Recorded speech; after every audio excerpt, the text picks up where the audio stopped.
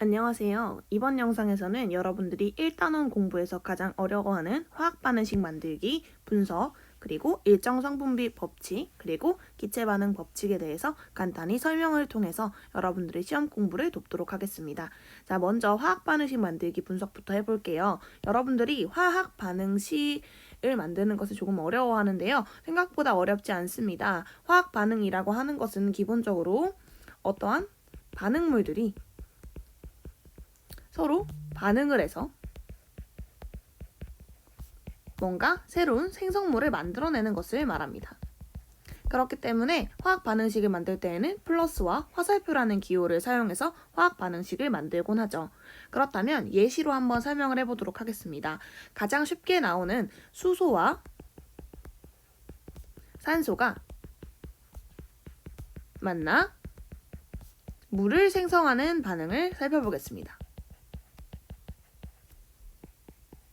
이런 반응의 경우에는 수소랑 산소, 물에 포인트를 두시고요. 수소라는 물질과 산소라는 물질이 만나 물이라는 물질을 만든다. 이렇게 적으시면 됩니다. 그런 다음에 여러분들이 할 일은 이 수소와 산소 그리고 물을 화학식으로 바꿔주는 일인데요. 이거는 여러분 2학년 때 배웠던 내용이기 때문에 따로 설명하지 않겠습니다.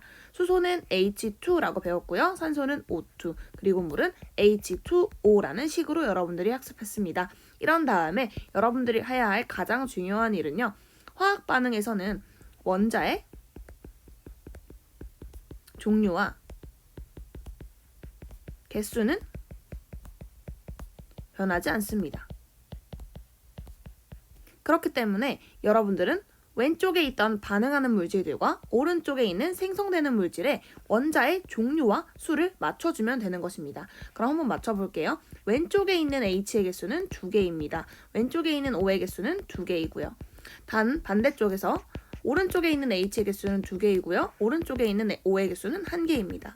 그럼 이런 경우 새롭게 O가 줄어들거나 하는 일은 없을 테니 둘을 같게 만들기 위해서 이 O가 곱하기 2가 되어야 합니다. 그러나 물은 H2O일 때만 물이기 때문에 전체 모두가 한 세트로 취급해서 앞에 2를 붙여줘야만 합니다. 그렇기 때문에 곱하기 2를 하면 H가 4개로 바뀌기 때문에 앞에 있는 H 2개가 또 4개로 바뀌어야 합니다. 이런 경우 H는 혼자 단독으로 여기 존재하기 때문에 앞에 2를 붙여서 H를 4개로 바꿔주면 반응하는 물질들과 생성되는 물질에서의 원자의 종류와 수가 변하지 않는 상태가 되는 것이죠. 이렇게 해서 앞에 개수를 맞춰주면 화학 반응식이 완성되게 되는 겁니다. 이런 식으로 화학 반응식을 만들게 되는 거죠. 이해가 되셨나요? 이러한 원리로 여러분들은 선생님이 나누어줬던 프린트에 6쪽을 연습해보고 7쪽의 문제를 풀어보시면 쉽게 시험 문제를 해결할 수 있을 것입니다. 두 번째로는요. 일정 성분비 법칙을 여러분들이 어려워하게 되는데요. 일정 성분비 법칙을 푸는 방법을 알려드리도록 하겠습니다. 먼저 1번 바로 문제의 그램, 킬로그램과 같은 질량을 표현하는 내용이 있는지 살펴봅니다.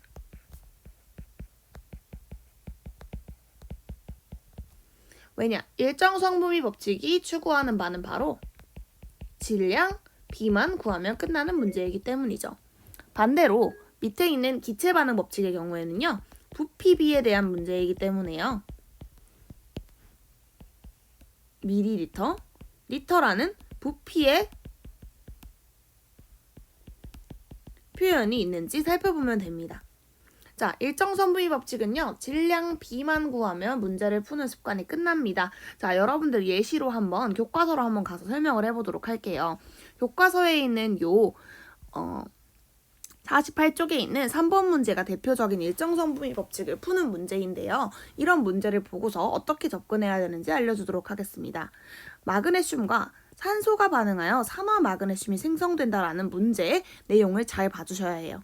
이런 문제를 볼 때 여러분들이 그래프만 먼저 살펴보는 경향이 있는데요. 그래프만 보고서는 이 문제에서 뭘 구하라고 하는 건지 쉽게 캐치하지 못하는 경우가 굉장히 많아요. 그렇기 때문에 여러분들은 문제를 먼저 보고 이 문제에서 나오는 화학 반응이 무엇인지 먼저 살펴보는 게 가장 중요합니다. 그렇기 때문에 두 번째로는 여기서도 화학 반응이 무엇인지 파악하는 게 중요합니다. 그렇다면 조금 전에 있던 그 문제를 다시 한번 살펴보면요. 아이고, 쏘리요. 미안합니다. 네, 화학 반응이 무엇인지 파악하려면 지금 왼쪽에 있는 그림 같은 경우에서는 마그네슘과 산소가 반응하여 산화 마그네슘이 생성된다 라고 하고 있기 때문에 이걸 그대로 식으로 써주면 되는 거예요. 단 여기서 중요한 건요. 일정 성분의 법칙은 이걸 다시 한번 식으로 바꿀 필요가 없다는 겁니다. 지금 이 상태에서 식으로 바꾸지 않고 그대로 문제를 풀어도 아무런 상관이 없어요. 왜? 일정 성분의 법칙은 우리가 위에서 구했던 이러한 식에 나오는 앞에 있는 예를 들면 이런 개수들을 이용할 일이 없기 때문이에요. 그건 문제를 끝까지 풀어보게 되면 알게 될 겁니다. 자, 그렇다면 이 문제에선 질량 B를 구해야 한다라고 했잖아요. 그럼 문제를 보고 각각의 질량을 한번 구해보는 거예요. 그래프에 나와 있는 부분을 보면 마그네슘의 질량이 3g일 때 산화 마그네슘의 질량이 5g인 것을 확인할 수가 있습니다. 그럼 적는 거예요. 3g 더하기 산소는 모르고 산화 마그네슘이 5g 나왔다. 그렇다면 우리는 이미 알고 있죠. 질량 보존 법칙에 근거해서 3g에다가 2g을 더해야만 5g이 나올 수 있다는 걸 알기 때문에 우리는 이 세 개의 질량비를 구할 수가 있습니다. 3대 2대 5라는 것을요.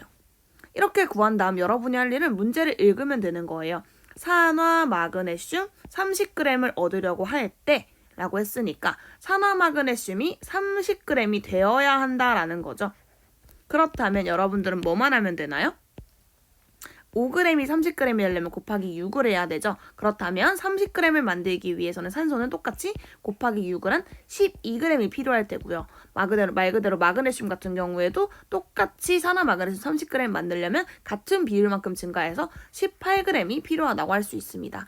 문제에서 구하라고 한 것은 산소의 최소 질량이기 때문에 산소의 최소 질량이 12g이다 라고 얘기를 할 수가 있게 되는 것이죠.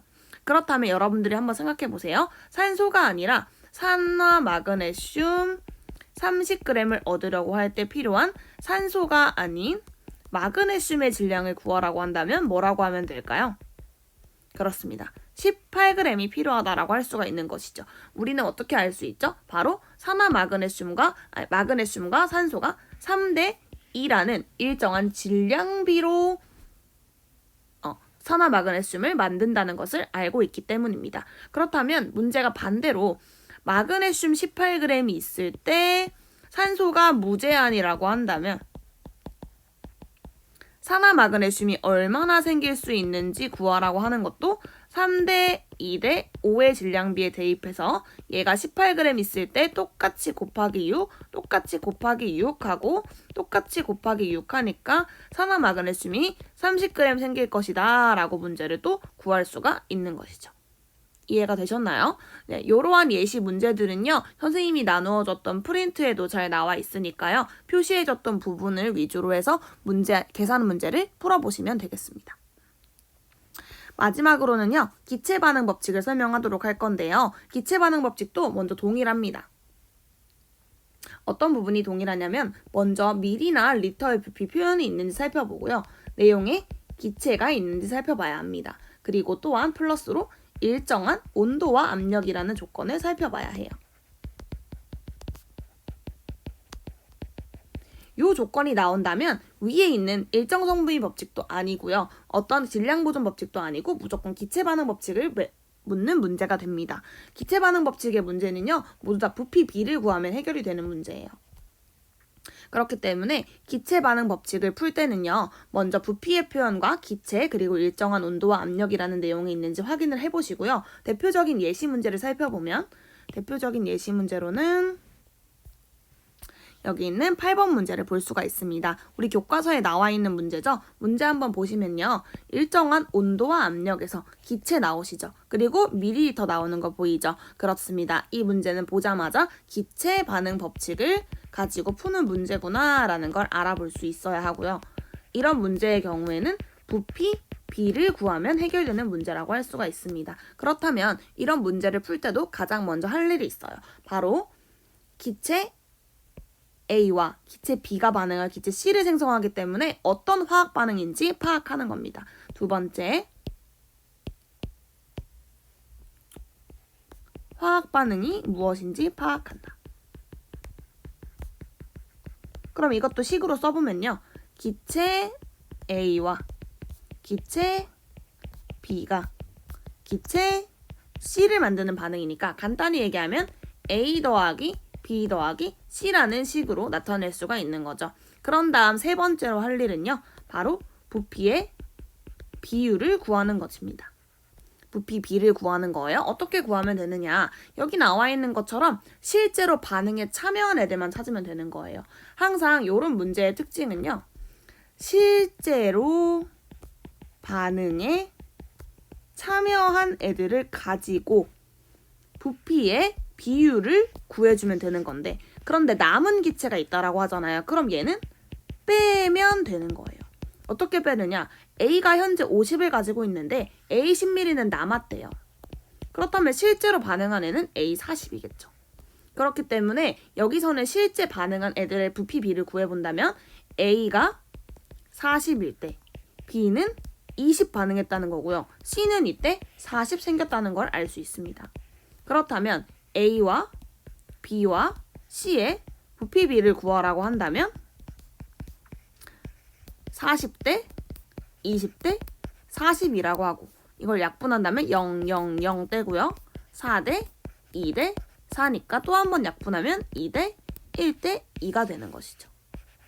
이렇게 되는 거겠죠. 그래서 우린 이렇게 부피비를 구해주고 나면요. 바로 이 반응을 화학 반응식으로 쉽게 나타낼 수가 있습니다. 어떻게 나타내느냐. 부피비가 현재 2대 1대 2가 나왔기 때문에 부피비는 우리는 바로 이건 뭐와 같다라고 우리가 배웠냐면 개수비와 같고 이 개수비는 또한 분자수 또는 입자수의 비와 같다라고 배웠고요. 그렇기 때문에 개수에다가 이걸 붙여주면 되는 거예요. 그래서 2A 더하기 B는 2C라고 써주면 화학 반응식이 완성이 되는 거죠.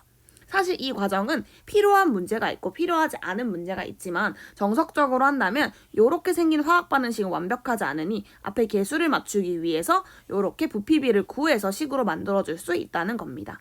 위에 일정성빈 법칙은요. 얘를 식으로 쓰지 않아도 mg라고 쓰지 않아도 아무런 문제가 없었어요. 그렇지만 기체 반응 법칙 같은 경우에는 완벽한 식을 써주는 게 문제 풀이에 도움이 됩니다. 그렇다면 이 부피비를 가지고요. 위에 했던 거랑 똑같아요. 비율을 맞춰주면 되는 거거든요. 자, 문제로 한번 가서 볼게요. 자, 2번 같은 문제를 풀기 위해서 실험 2를 봅시다. 자, 그럼 여기 지금 80과 30이라는 조건이 있는데 뭔가가 20ml가 남았다고 하는데 C는 60ml가 생겼대요. 여러분, 여기 나와 있는 C는 결과예요. 그 말은 내가 마음대로 조절할 수가 없다는 거거든요. 그렇다면 A가 현재 2, 1, 2라는 비율을 결합하고 있으니 우리는 두 가지로 방법을 쓰면 됩니다. 자, 예를 들어서 지금 문제에서 실험 2가 A가 80이고 B가 60 있을 때 기억이 10ml 남아있다. 이건 남은 거예요. 그리고 C가 몇이었죠? 60이 생겼다고 합니다. 자, 그렇다면 이때도 마찬가지예요. 실험 2인 경우에도 A와 B와 C는 2대 1대 2의 비율로 만들어져야 돼요. 그런데 A가 현재 1번 A가 80이 모두 반응했다고 가정한다면 80이라고 할 때 요 비율과 요 비율이 맞으려면 항상 B는 A의 반띵만큼 있어야겠죠. 그래서 80에 40이 필요하게 될 거고요. 이 경우에 A와 C가 생기는 양은 항상 같아야 되니까 지금 C가 80 생겨야 되는데 실제 결과와 맞지가 않죠. C는 60이 생겼는데 A가 지금 80이라고 해서 C가 80이 생겨버렸습니다. 그럼 우린 바로 알 수가 있는 거예요. 자, 두 번째. 이번에는 B가 60이 모두 반응했다라고 한다면 이거 비율 맞게 맞춰야겠죠. 그럼 60이라고 하면 항상 A는 이거의 2배 있어야 되니까 선생님 잘못했네요. B가 60이 아니라 30이죠, 여러분. 미안합니다. B가 30이라고 할 때 그렇다면 B가 30이라고 했다면 항상 2배 있어야 되니까 A는 60이 있어야 되는 거고요. 2배니까 60이 있어야 한다고 하는데 여기 지금 보면 C가 60이 있는데 60 생긴 거 보이시죠? 그렇다면 바로 1번은 해당하는 내용이 아니고 2번이 맞다고 할 수 있는 겁니다. 그래서 2번 같은 경우에는 여기가 60, 여기가 30, 여기가 60이 되니까 A가 60이 반응했구나 라는 걸 빨리 캐치하고 A는 현재 80이 있으니까 남아있는 건 아마도 선생님 또 여기도 잘못했네요 여러분. 20이 남아있죠? 쏘리. 자, 그래서 결국에는 A가 20이 남았구나 라는 걸 캐치할 수가 있겠습니다. 자, 요걸 쉽게 푸는 방법은 다시 한번 얘기할게요 여러분. 자, 이걸 쉽게 푸는 방법은요. 결과만 보세요. 결과는 C가 60인데 이건 이미 결정된 거예요. 여기 있는 애들 중에 뭐가 남았는지 내가 확인을 해야 되는데 A랑 B랑 C는 무조건 2대 1대 2의 비율로 만들어져야 되죠. 부피 B가요. 그런데 C가 이미 60이에요. 그럼 자동으로 B는 뭐가 필요합니까? 30이 필요하죠. 그럼 자동으로 A는 뭐가 필요합니까? 60이 필요하죠. 그렇습니다. A가 60, B가 30이니까 B는 딱 맞고요. A는 80이 있으니까 20이 남는다는 걸 확인할 수가 있습니다. 이런 식으로 해결을 해주는 거예요. 이해가 되죠? 그래서 여기는 A입니다. 그 다음 3번 A가 40이고 B가 40인데 B가 20 남았대요. 그럼 B는 얼마큼 반응한 거예요? 20만 반응한 거죠. 그런데 우리는 이미 알고 있습니다. A 대 B 대 C가 2대 1대 2라는 걸요. 그런데 이미 A가 40이고 B가 20이란 얘기는 C는 얼마입니까? 40이 생긴다는 거죠. 그래서 여기 자리에 40이 들어가게 되는 겁니다. 이런 식으로 기체 반응 법칙은 결국에는 여러분들 우리가 알고 있는 요 부피 B만 알면 이 부피 B에 다 대입시키면 돼요. 이 C가 아니더라도 생성되어 있는 물질들은 이미 결과이기 때문에 요 자리에다가 생성되는 물질들의 부피만 대입을 시켜주면 자동으로 A와 B의 부피는 나오게 되는 거죠. 이해가 되셨나요? 결국에는 지금 기체 반응 법칙과 질량 위에 있는 일정 성분비 법칙보다 공통점이 뭐냐면 정해져 있는 비율에 맞춰라 라는 게 포인트가 되겠습니다. 자, 여기까지 이렇게 정리를 해봤고요. 이해가 안 되시는 분들은 오픈 채팅방을 통해서 선생님들에게 질문을 해주면 되겠습니다. 그러면 공부 열심히 하시길 바랍니다.